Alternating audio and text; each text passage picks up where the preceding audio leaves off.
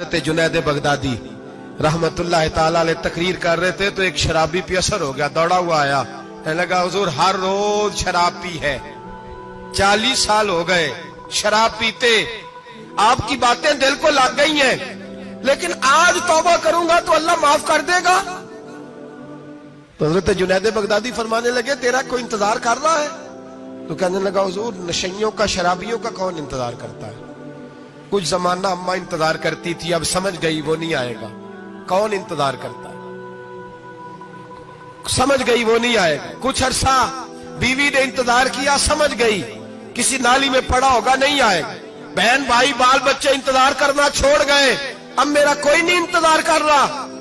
تو حضرت جنید بغدادی رو پڑے، فرمانے لگے نہیں، رب کی رحمت تیری توبہ کا ابھی بھی انتظار کر رہی ہے، خدا کا کرم تیری توبہ کا انتظار کر رہا ہے، آ جا، دروازہ کھلا ہوا، لوٹ آیا۔ وہ شخص کہتا ہے جب بات سنی تو اللہ اکبر کہا، کپڑے پھٹ گئے، قدموں میں گرا، وضو کیا، غسل کیا، مسجد آیا، کہنے لگا یا اللہ تو واقعی راضی ہے، واقعی راضی ہے؟ تو فرماتے ہیں جب وہ رو رو کے یہ دعا کر رہا تھا تو مسجد کے ہر کونے سے آواز آنے لگی تو نے سچی توبہ کر لیا تو تیرا رب راضی ہو گیا ہے، ان کو پکڑ کے لاؤ۔ اور حضرت جنید نے یہ بات سیکھی کہاں سے؟ حضرت سیری سختی سے۔ حضرت سیری سختی آپ کے مرشد دے تو گزر رہے تھے گلی میں، ایک درخت کے نیچے رش بڑا تھا، درخت تھا تو لوگ وہاں کٹے تھے، رش تھا تو آپ نے کہا جنید پتا تو کر یہاں کیا ہے؟ لوگوں نے کہا حضور ایک شرابی شراب کے نشے میں مست آل فول بول رہا ہے اور لوگ تماشا دیکھ رہے ہیں۔ حضرت گئے، چھڑی ہاتھ میں تھی، جوانوں سے کہا چلو نکلو بھاگو، سب لوگ چلے گئے۔ تو فرمایا جنید جا پیالے میں پانی لا۔ فرماتے میں پانی لایا تو حضرت نے اپنے ہاتھوں سے اس کا منہ دھو ڈالا۔ اللہ کرے ان کا کوئی منہ دھونے والا ہی آ جائے، اللہ کرے کوئی آئے جو ان کا منہ دھو ڈالے، یہ تو بیچارے اب الجھ گئے گناہ میں، کوئی آئے ان کا بازو تھامے، منہ دھو ڈالا۔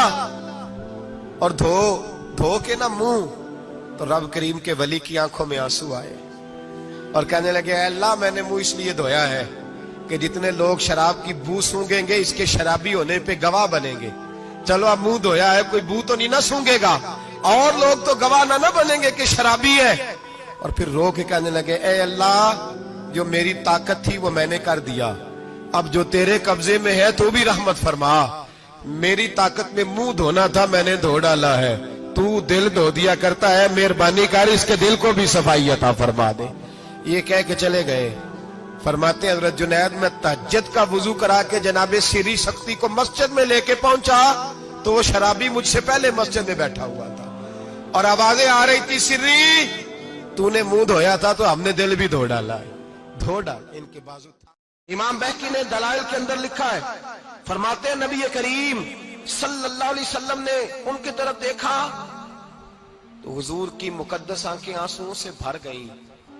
حضور نے فرمایا ابو بصیر تیری تکلیف مجھے نظر آ رہی ہے پر میں نے وعدہ کیا ہوا ہے، میں نے وعدہ، بھئی یہاں ڈٹ کے رہنا بڑا مشکل ہے، یہاں قائم رہنا بڑا کٹھن مرحلہ ہے، یہاں آزمائش کے موقع پر دین پر انہوں نے تو رکھا ہی نہیں، لوگ تانے دیتے ہیں باتیں کرتے ہیں، رکھا ہی نہیں، تو پھر ان کا بنتا ہے۔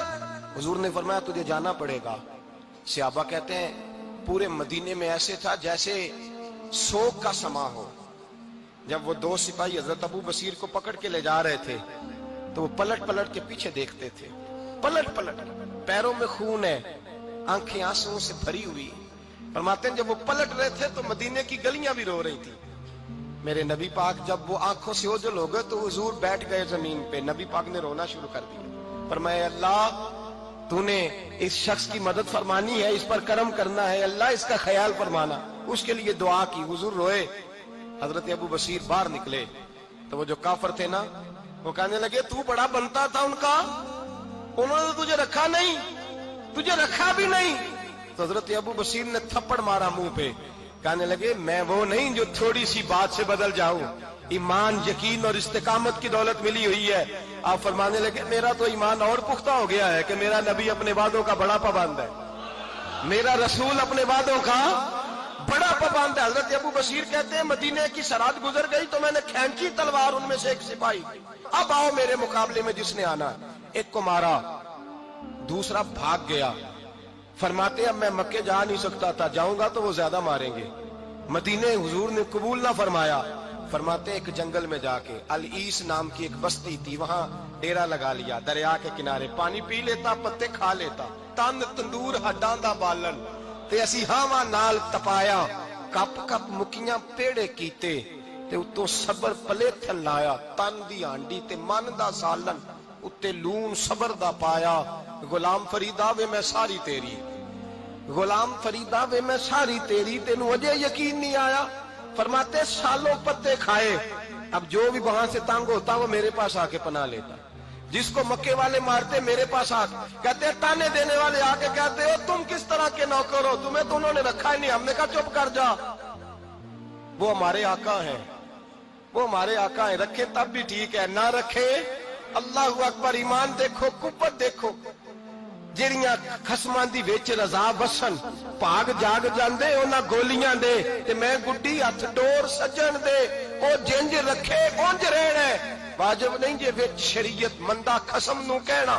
فرمایا بس ٹھیک ہے, جس طرح حضور راضی ویسے ہی ہم راضی. حضرت ابو بصیر رضی اللہ تعالیٰ عنہ کے پاس 300 صحابہ اکٹھے ہو گئے, 300. حضرت ابو بصیر جب مدینے کی سرحد سے گزر رہے تھے نا, تو نبی پاک نے ایک آواز دی تھی. فرمایا ابو بصیر ایک وقت آئے گا کہ میرا پیغام تجھ تک پہنچے گا, ایک ٹائم آئے گا. حضرت ابو بصیر سے جب کوئی کہتا نا کہ زندہ کس بات پہ ہو, تو فرمانے لگے مصطفیٰ کے فرمان پہ بڑا یقین ہے, بلاوا آئے گا, مجھے بلاوا, مجھے یقین ہے کہ مجھے بلاوا, بڑی امید ہے سرکار قدموں میں بلائیں گے, اور کرم کی جب نظر ہوگی مدینے, مجھے یقین ہے کہ مجھے بلاوا. حضرت ابو بصیر رضی اللہ تعالیٰ عنہ فرماتے ہیں کہ وقت گزرتا گیا, 300 لوگ کٹھے ہو گئے. جب کوئی مسلمانوں کا قافلہ مکے کے پاس سے گزرتا تو مکے والے لوٹ لیتے تھے. حضور نے بھی اجازت دی مدینے والوں کو, اگر ان کا قافلہ کوئی آئے تمہیں بھی حملے کی اجازت ہے, کفر کا مال مال غنیمت ہے. حضرت ابو بصیر کہتے ہیں جب بھی ہمارے قریب سے وہ رستہ تھا شام کی طرف جانے کا, جب بھی کافر گزرتے ہم ان کے قافلے پکڑ لیتے, لوٹتے, ہم بھی ان کو اس طرح کی سزا دیتے جو مسلمانوں کو دیتے تھے. فرماتے ان کا جینا محال ہو گیا, ہاتھ باندھ کے نبی پاک کی بارگاہ میں گئے, کہنے لگے یہ شرک ختم فرما دیں اور آپ ان کو بلا لیں, بلا لیں. حضرت ابو بصیر فرماتے ہیں میں بوڑھا آدمی تھا, دن بھر میں کام کرتا, محنت کرتا, اس علاقے میں کھیتی باڑی کرتا. جب رات ہوتی تو میں کسی پہاڑ کے ٹیلے پہ بیٹھتا اور مدینے کی جانب منہ کر لیتا, اور میں انتظار کرتا بلاوا کب آئے گا, کب حضور کا پیغام آئے گا, میں انتظار کرتا. حضرت ابو بصیر رضی اللہ تعالیٰ عنہ بیمار ہو گئے, شدید بیمار, سخت بیمار تھے, تو قریش نے شیخ ختم کی. حضرت ابو ہریرہ کہتے ہیں نبی پاک نے 2 صحابہ کو روکا دیا, فرمایا جاؤ اسے جا کے کہو آ جائے, اسے کہو آ جائے. صحابہ کہتے ہیں ہم پہنچے تو ان کا آخری وقت چل رہا تھا, آخری ہجکیاں تھیں. ایمان اور یقین دیکھو, آخری ہجکیاں. لوگ کہتے ابو بصیر وقت آ گیا, وہ کہتے نہیں ابھی وقت نہیں آیا, وقت تب آئے گا جب نبی پاک کا بلاوا آئے گا.